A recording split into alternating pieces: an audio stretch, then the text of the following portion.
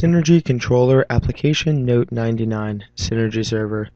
I'm Jared Foreman from Title Engineering Corporation, and today I'm going to talk about a technology we've developed called Synergy Server. Our team at Title Engineering designs and manufactures the Synergy brand of environmental test chamber and process oven controllers.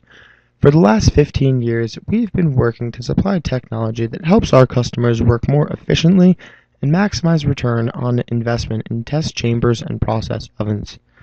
One of the things that our customers tell us they're looking for is an easier way to manage test data, programs, and configurations.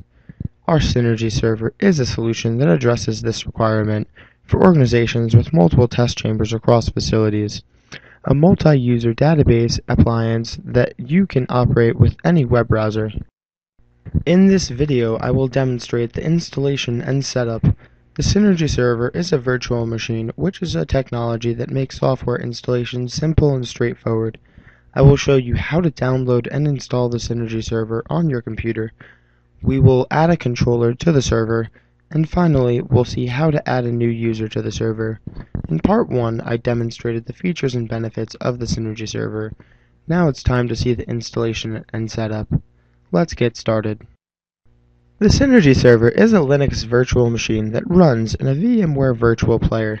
The advantage of the virtual machine is that the web server and database software are pre-installed and set up, and the Linux software is free. In addition, it can run on Windows and Linux operating systems. I browse to the Synergy server page on the Title Engineering website and download the Synergy server virtual machine to a new folder I created named Synergy server. Next, I browse to the VMware website, select the Downloads tab, and click on the player link, and then download the player. Once the player is done downloading, I install the software. Now I'm going to go for a quick break, and we'll be back when the player is done installing. This may take a few minutes. Once the VMware player is installed, I can start the software and open the Synergy server virtual machine. It may take a moment to boot. I download the firmware toolbox for Linux. If I want, I can change the IP address. I press Enter at the Advanced menu. I select Networking and press Enter, then scroll down to the static IP and press Enter. I can now alter the IP address.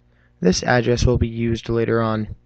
Since the virtual machine is now running, I can access the Synergy server with my browser. In order to access the Synergy server, I type the IP address followed by SynServer with capital S's. The first time I log in, I use the username admin and the password admin. These are case sensitive, so I need to capitalize A in the user and password. Now it's time to set up my controller with the Synergy server.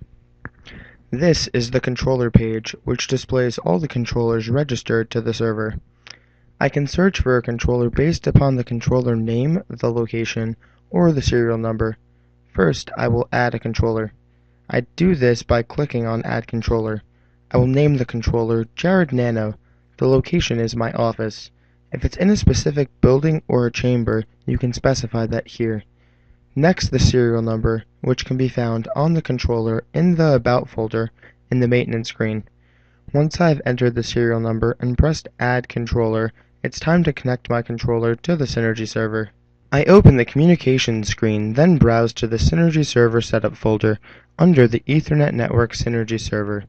By the way, I can always see where I am in the folder structure from the path at the top of the screen. First, I type the Synergy server key into the controller.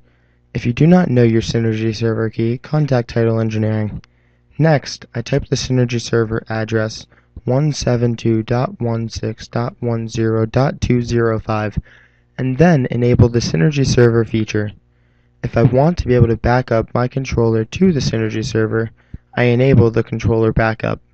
From here, I go back once and into the Establish Connection folder. When I click Connect, my controller attempts to handshake with the Synergy server, and it tells me that it was successful.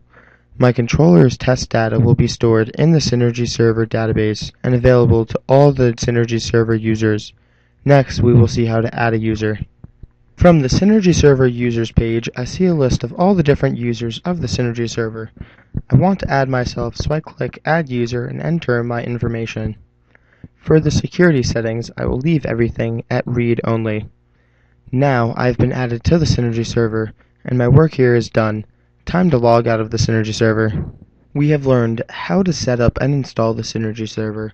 I showed you how to connect your controller with the server, and finally we learned how to add a new user to the server. This concludes the Synergy server installation and setup tutorial. If you'd like to learn more about the features and benefits of the Synergy server, please refer to part 1 of this video or download application note 99 from our website. If you have any other questions, please contact us at www.titleeng.com. Thank you for watching and have a nice day.